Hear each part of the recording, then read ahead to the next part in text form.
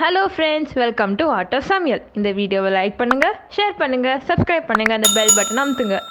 Hello friends, இன்னைக்கு நம்ம செய்ய போகிறது உளுத்தம்பருப்பு மாவு உருண்டை. நம்ம அம்மா பாட்டி காலத்துல எல்லாம் உளுத்தம்பருப்பை உளுத்தங்களி, உளுந்து வடை, உளுத்தம்பருப்பு உருண்டை இதெல்லாம் செஞ்சுட்டு இருந்தாங்க. ஆனா நம்ம இப்போ வெறும் இட்லி தோசைக்கோ இல்லைன்னா தாளிக்க மட்டும்தான் நம்ம இந்த உளுத்தம்பருப்பை எடுக்கிறோம். அந்த காலத்துல நம்ம தாத்தா பாட்டிங்க எல்லாம் இந்த மாதிரி உளுத்தம்பருப்பு இதெல்லாம் சாப்பிட்டுட்டு இருந்தவங்க. போன்ல எந்த ப்ராப்ளமும் இருந்ததில்லை. ஆனா நம்ம என்ன பண்றோம், இதெல்லாம் அவாய்ட் பண்றதுனால 40 வயசுலயே சப்ளிமெண்டரி தேடிட்டு இருக்கோம். அதான் அதோட நம்ம பசங்க இப்பயே கைவலி கால்வலின்றாங்க.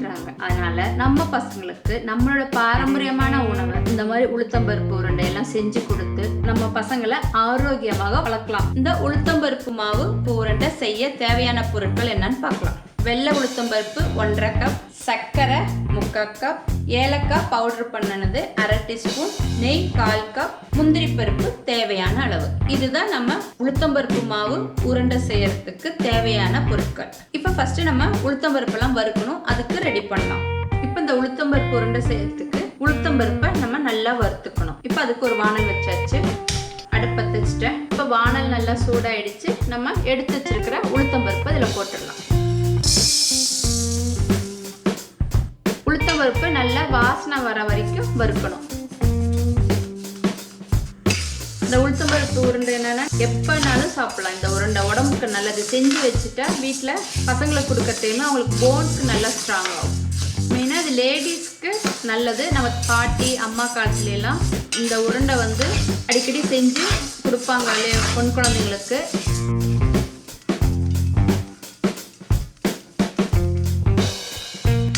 உளுத்தம்பருப்பு லைட்டாக வாசனை வர ஆரம்பிச்சிடுச்சு. அந்த உளுத்தம்பருப்பு நல்லா வாசம் வந்துடுச்சு பாருங்க. லைட் இந்த கலர்ல எடுக்கணும், இந்த மாதிரி. இப்போ இது வறுத்தாச்சு. இதை ஆற வச்சுட்டு நம்ம மிக்சியில பவுடர் பண்ணணும். இதை பவுடர் பண்ணதுக்கு அப்புறம் நம்ம எடுத்து வச்சிருக்கோம் இல்லையா சர்க்கரை, அதையும் பவுடர் பண்ணணும். இது ரெண்டையும் பவுடர் பண்ணிட்டு வரலாம். இப்போ இது வறுத்தாச்சு. இதை நான் ஒரு பாத்திரத்துல போட்டு ஆற வைக்கிறேன்.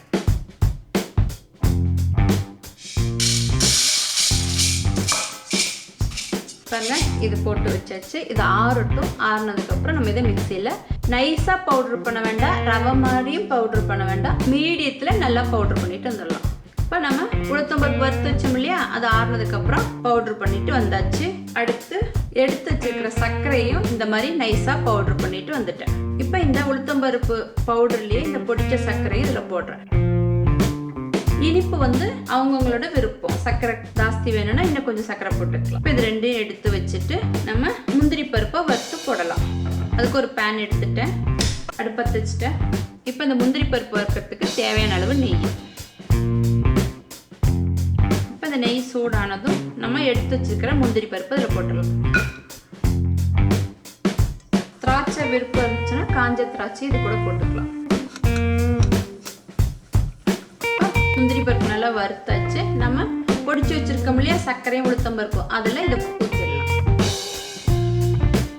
மீதி நெய் எடுத்து வச்சிருக்கோம் இல்லையா, அது இதில் பாதி அளவுக்கு ஊற்றலாம். இப்போ நெய் திக்கா போடக்கூடாது, அதை கொஞ்சம் உருக்கிட்டு ஊற்றுங்க. அப்போதான் அந்த உருண்டைக்கு நம்ம பிசைகிற டைம் ஈஸியாக இருக்கும்.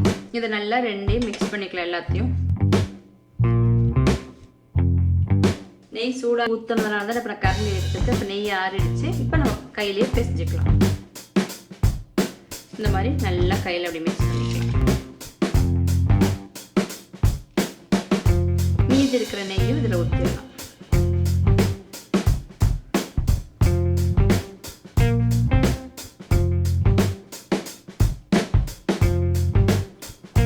இப்போ நெய் போட்டு நம்ம இந்த மாதிரி மிக்ஸ் பண்ணிட்டோம். இனி பொடிச்சு வச்சிருக்கிற ஏலக்காவையும் இதில் போட்டுடலாம்.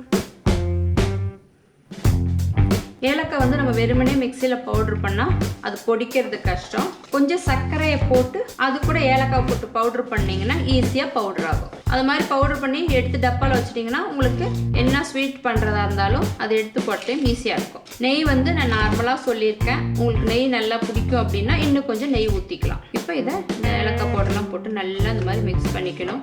இப்போ இதை உருண்டை பிடிக்க வேண்டியது தான். இது மெயினாக நம்ம லேடிஸுங்களுக்கு இடுப்புக்கு நல்ல பலத்தை கொடுக்கும்.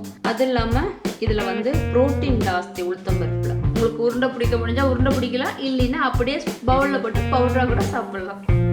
இந்த மாதிரி சின்ன சின்ன உருண்டையாக போட்டுக்கலாம். இந்த மாதிரி குட்டி குட்டியாக உருண்டை பிடிச்சிக்கலாம். ஈஸியாக பண்ணக்கூடியது. உளுத்தம்பருப்பு மட்டும்தான் வறுக்கணும், வேற எந்த வேலையும் இல்லை. அதுக்கப்புறம் உருண்டை பிடிக்கணும். இந்த மாதிரி நம்ம எல்லா மாவையும் பிடிச்சிடலாம். இப்போ நம்மளோட சத்தான உளுத்தம்பருப்பு மாவு உருண்டை ரெடி. இந்த மாதிரி உளுத்தம்பருப்பு மாவு உருண்டையை நீங்களும் செஞ்சு பார்த்து சாப்பிட்டுட்டு உங்களோட கமெண்ட்டை சொல்லுங்க. அடுத்த வீடியோவில் பார்க்கலாம்.